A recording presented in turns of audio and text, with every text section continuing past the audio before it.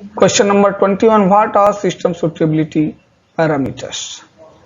पिछले वीडियो में up to 20 question तक मैं बताया था, अब मैं आपको 21 से शुरू कर रहा हूं। तो इसका देखते हैं आंसर क्या है। Resolution, retention time, pressure, column efficiency, repeatability, tailing factor, signal to noise ratio, ये SST पैरामीटर है, सिस्टम सुटेबिलिटी पैरामीटर्स, ये आपको जानना है। Next question, what is resolution? The resolution is the separation of two components in a mixture calculated by. ये separation होता है, इसको हम सेपरेट करते हैं। एक मिक्सचर को दो पीक सेपरेट होता है, सेपरेशन को रिजोल्यूशन बोलते हैं। लेकिन इसके लिए फार्मूला होता है, ये फार्मूला है जो 2 in bracket TR2 minus TR1 upon W1 plus W2। ऊपर जो TR2 TR1 जो है ये रिटेंशन टाइम्स है, दो पीक्स का retention times of closely eluted components का ये रिटेंशन टाइम्स है। इसके बाद जो हम देखें W1 एंड W2 जो है width at the basis of the peaks closely related components, closely related components के ये बेस है। तो यहाँ पे देखिए विड्थ है, यहाँ पे देखिए ये जो TR1 TR2 रिटेंशन टाइम है और ये विड्थ है। तो इस फार्मूले से रिजोल्यूशन आता है, इस फार्मूले से क्या आता है, रिजोल्यूशन हम निकालते हैं। तो ये जनरल है, लेकिन ये बाय डिफॉल्ट आपके कंप्यूटर में सॉफ्टवेयर में इनबिल्ट रहता है। अपने नॉलेज के लिए ये आपको पता होना चाहिए कि इस तरह से ये निकाला जाता है। और इस पीक में हम देखेंगे कि USP में TR2 TR1 कहाँ कहाँ है। तो यहाँ पे देखिए, इसको हम झूम करते हैं। ये देखिए, ये TR1 यहाँ से लेके यहाँ तक है, और ये TR2 है, ये W1 है और ये W2 है। तो इसका ये बेस दिखाया गया, विड्थ इतना है और ये विड्थ इतना है, ये TR1 है। तो इसका हम प्रयोग करके निकालते हैं। What is retention time? USP definition देखिए, ये USP में कैसा दिया है, हम ठीक वैसा ही इसको पढ़ेंगे।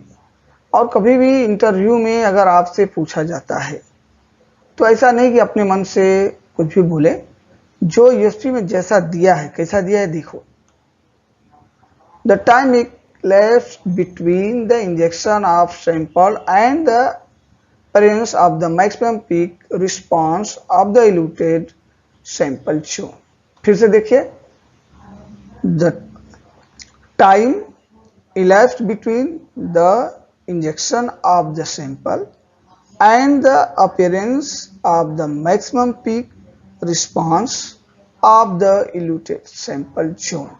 देखिए, ये USP का डिफिनीशन है और इसी के हिसाब से ही हमें बताना है। ये जैसे बोला है ठीक वही डिफिनीशन हमें कहीं भी इंटरव्यू में पूछेगा तो अपने मन से हम कुछ भी नहीं बोलेंगे, हमें सेम टू सेम याद कर लेना है कि इसका यही डिफिनीशन होता है। Next question, what is relative retention time RRT? Relative retention time RRT is the ratio of the retention time of analyte peak relative to that of reference peak obtained under identical conditions। देखिए, कभी भी relative word आएगा तो वहां पे ratio ही बताया जाता है कि रिलेटिव रिटेंशन टाइम क्या है, RRT क्या है। तो उसका हमें जो है रेशियो के रूप में समझना होता है। और ये बात यहाँ पे बताया गया है कि relative retention time is the ratio, ये रेशियो है। फार्मूला के हिसाब से देखिए, RRT USP का ये फार्मूला है, TR2 डिवाइडेड बाई TR1। ये अब देखें यहाँ पे देखिए, अभी समझ में आएगा। RRT जो RT of analyte upon RT of reference. जो एनालाइट का RT रहता है उसको रेफरेंस के एनालाइट से हम डिवाइड करते हैं तो हमको RRT मिलता है। यह एक पैरामीटर्स है जो तुम्हें जानना चाहिए।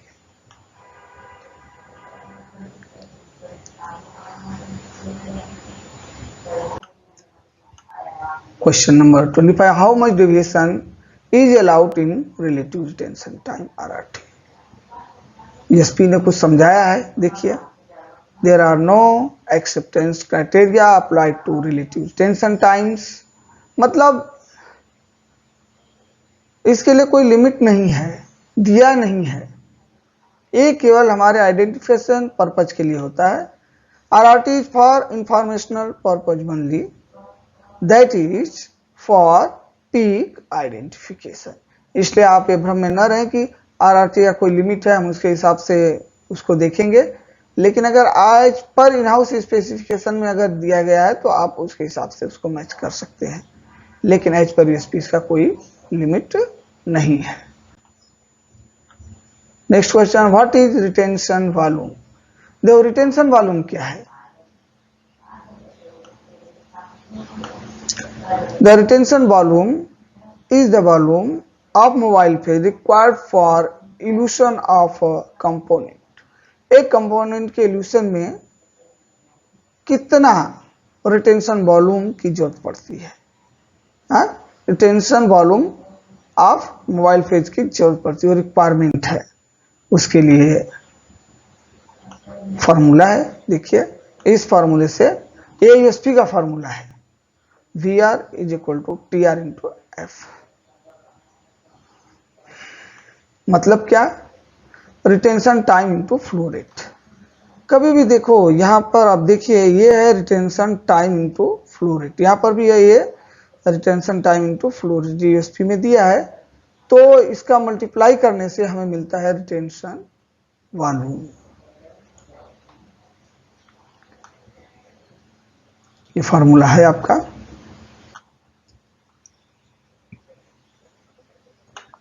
Question number 27, what is column efficiency. देखो ये क्वेश्चन मैं पहले बताया था, अभी थोड़ा इसमें कुछ अच्छे से विस्तार से थोड़ा सा जानकारी लेते हैं। देखिए क्या है। Theoretical plate indicates column efficiency. It is a number. कभी भी आपसे कॉलम एफिशिएंसी पूछा जाता है तो याद रखें कि थियोरेटिकल प्लेट ही है जो कॉलम एफिशिएंसी को बताता है। और ये क्या है, यह एक नंबर है। क्या एक नंबर है, ओके। देखो थियोरेटिकल मीन्स क्या होता है। थियोरेटिकल मीन्स होता है एग्जिस्टिंग ओनली इन थियरी। मतलब यही होता है कि जो हमारी थियरी में हो, प्रैक्टिकल में नहीं हो। तो ये थियोरेटिकल चीज है, इसलिए इसको दूसरे शब्दों में कैसे बोलेंगे, देखिए यहाँ पे हाइपोथेटिकल। क्या बोलेंगे, हाइपोथेटिकल। थियोरेटिकल है लेकिन ये क्या है, हाइपोथेटिकल है। इसका मतलब क्या हुआ, नॉट रियल। तो इस तरह से हम यहाँ पे देखें, एक बार फिर से देख लीजिए कि कॉलम एफिशिएंसी क्या होता है। जो थियोरेटिकल प्लेट है, थियोरेटिकल प्लेट इंडिकेट करता है कॉलम एफिशिएंसी को, ये एक नंबर होता है। और थियोरेटिकल की एग्जैक्ट मीनिंग होता है एग्जिस्टिंग ओनली इन थियरी, जो थियरी में हो। इसका मतलब क्या, हाइपोथेटिकल। हाइपोथेटिकल का मतलब क्या, नॉट रियल, जो रियल ना हो। तो इससे हम क्या बनाते हैं, देखिए थियोरेटिकल प्लेट का मतलब क्या हुआ, हाइपोथेटिकल प्लेट। क्या हुआ, hypothetical plate, okay. Hypothetical plate का मतलब क्या हुआ, हाइपोथेटिकल जोन। तो प्लेट कोई तो प्लेट नाम की चीज नहीं है, एक एरिया होता है, स्पेस होता है। इसके लिए यहाँ पे हम वर्ड हमेशा यूज करते हैं कि hypothetical zone, zone word use करते हैं। तो ये आप समझ लीजिए कि कभी भी थियोरेटिकल प्लेट की बात आएगी तो वह एक हाइपोथेटिकल जोन है।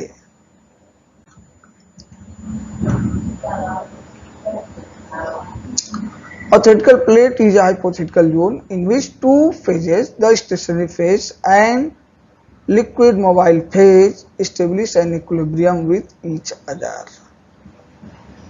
देखिए यहाँ पे A theoretical plate is a hypothetical zone, यह एक hypothetical zone है जिसमें दो फेज, स्टेशनरी फेज और लिक्विड फेज एक दूसरे से एक इक्विलिब्रियम को स्थापित करते हैं, स्टेब्लिश करते हैं। What is formula of theoretical plate? Theoretical plate का फार्मूला क्या होता है, इसे समझते हैं।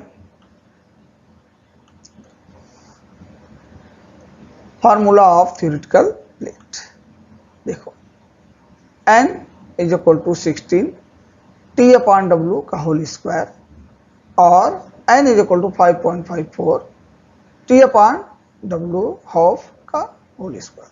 ये फार्मूला यूएसपी का दिया हुआ। यूएसपी ने थ्योरेटिकल प्लेट के विषय में ये फार्मूला दिया है। और कभी कभी इंटरव्यू पूछ देते हैं, भाई आप ठीक है थ्योरेटिकल प्लेट निकालते हो, बताओ उसका फार्मूला क्या है। तो ये फार्मूला आपको याद रखना है, जहाँ पे T is the retention time of the substance, वो रिटेंशन टाइम है, और W is the width of the peak at is base, यह एक विड्थ है W। तो आई होप आप इसका फार्मूला समझ गए। यहाँ से इस फार्मूले को आप लिख लीजिए और इसे इंटरव्यू में बताइएगा। ये अपने नॉलेज के लिए याद रखिए कि हमारा इंस्ट्रूमेंट इस मेथड से निकालता है। अब देखो व्हाट इज रिपीटेबिलिटी। रिपीटेबिलिटी क्या है? एसएसटी पैरामीटर में ये रिपीटेबिलिटी आया था, इसको क्या बोलते हैं देखिए। रिपीटेबिलिटी को प्रिसीजन भी बोलते हैं। Replicate injection of standard preparation are used to demonstrate the system performance. देखिए हमारा सिस्टम सही चल रहा है कि नहीं चल रहा है, इसके लिए हम replicate injections of standard preparation, आप देखे होंगे कि या तो 5 इंजेक्शन या 6 इंजेक्शन हम मारते हैं और उसका आरएसटी निकालते हैं, वो हमारे परफॉर्मेंस को बताते हैं। लेकिन यूएसपी में बताया क्या है वो सुन लीजिए। Data from 5 replicate injection of analytes are used to calculate the relative standard deviation if the requirement is 2 or less।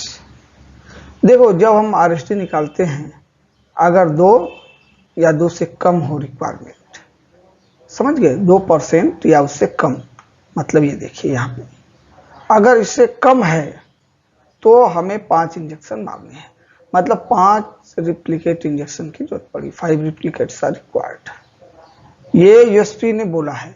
और नेक्स्ट में देखते हैं, देखिए data from 6 replicate injections are used if the relative standard deviation required is more than 2%।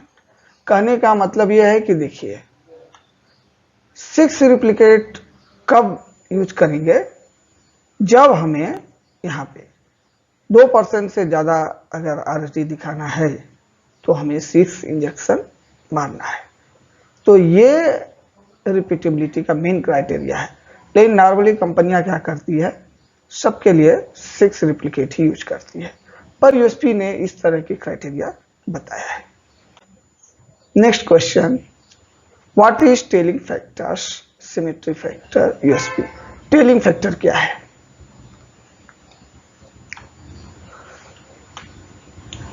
Telling factor, इसका मतलब बताया जा रहा है, देखिए मेजर ऑफ पीक सिमेट्री, मतलब आपकी पीक जो है वो एक्चुअल कंडीशन में है या नहीं, जिसको हम सिमेट्री बोलते हैं, और उसमें अगर परिवर्तन होता है तो कितना होता है, इससे हम ज्ञात करते हैं। तो टेलिंग फैक्टर का एग्जैक्ट मीनिंग आप समझ लीजिए कि मेजर ऑफ पीक सिमेट्री है, ये हमारी पीक की सिमेट्री को बताता है।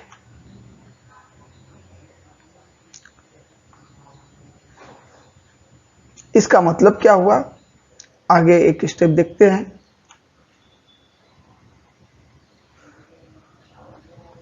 Peak width divided by twice the front half width at 5% of the height of peak। देखो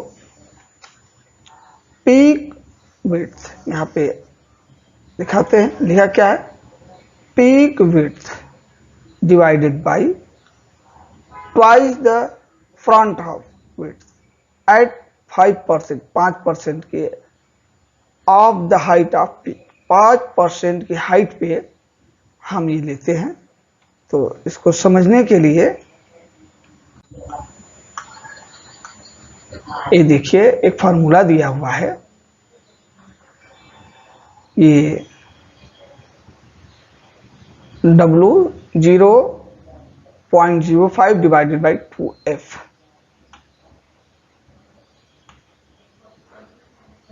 यहां पे समझेंगे अच्छे से, पहले इसको समझिए।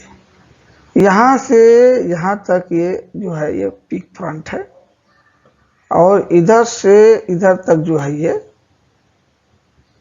पीक टेल है। ये इसका जो है पूरा h, ये हाइट है, ये जो है इसका W 0.5, ये विड्थ है, और ये जो है फ्रंट साइड का F हाफ विड्थ है। इसी का यहां पर देखो 2F किया हुआ है, 2F प्रयोग में किया गया है। इससे हम समझेंगे फार्मूला में इस तरह से ये यूज किया जाता है।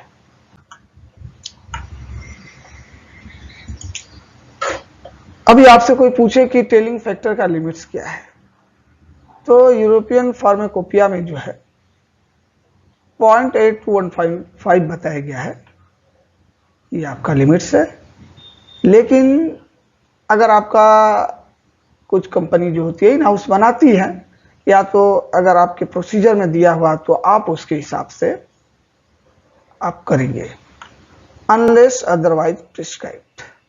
तो एक जगह ये मेंशन किया हुआ है, बाकी कहीं नहीं है। बाकी जो भी प्रोसीजर में लाते हैं इन हाउस लाते हैं या कहीं मेंशन है, तो आप उसके हिसाब से ये करेंगे।